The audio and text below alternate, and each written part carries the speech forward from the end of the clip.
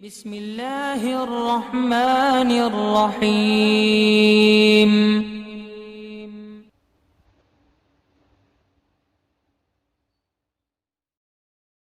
وعلیکم السلام ورحمۃ اللہ۔ ہمارے شاہد بھائی پوچھتے ہیں، زید کا ایک بیٹا ایک بیٹی ہے، زید کے وائف کا انتقال ہو گیا، اب زید کے بیٹے کا بھی انتقال ہو گیا، اس کی بہو پہلے حمل سے ہے اور بیٹی کی شادی ہو چکی ہے، زید خود زندہ ہے تو اس کی پراپرٹی کیسے تقسیم ہوگی؟ زید اگر زندہ ہے تو اس کی پراپرٹی تقسیم ہونے والا کوئی مسئلہ نہیں ہے، وہ اپنی مرضی سے جسے چاہے دے، جب اس کا انتقال ہوگا تو صورت الگ ہو جائے گی تقسیم کی۔ اب اس میں دوسری بات یہ ہے کہ زید کی بیوی کا پہلے انتقال ہوا یا بیٹے کا؟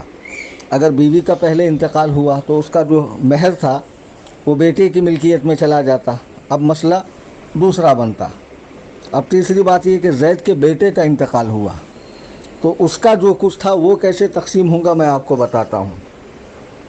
اس کا جو کچھ تھا، بہن کو کوئی حصہ نہیں ملے گا، اب فقط باپ اور بیوی میں بٹنا ہے تو 4 حصے ہوں گے، ٹوٹل جو بھی ہے اس کا زمین جائیداد، روپیہ پیسہ، سونا چاندی ہیرے جواہرات جو بھی ہے، ٹھیک ہے، گاڑی گھوڑا جو بھی ہے، سب کے 4 حصے کریں، 1 حصہ بیوی کو، 3 حصہ باپ کو۔ اب اگر اس کی بیوی کو بیٹا ہو گیا تو اب ٹوٹل مال کے 24 حصے ہوں گے، ٹوٹل مال کے 24 حصے ہوں گے، 4 ملیں گے باپ کو، 3 ملیں گے بیوی کو، اور 17 حصے ملیں گے اس کے بیٹے کو۔ اب زید کو اگر بیٹی پیدا ہوئی، بیٹا نہیں پیدا ہوا، تب بھی 24 حصے کیے جائیں گے، لیکن وہ 24 حصے کیسے تقسیم ہوں گے؟ باپ کو ملیں گے 9، بیوی کو ملیں گے 3 اور بیٹی کو ملیں گے 12۔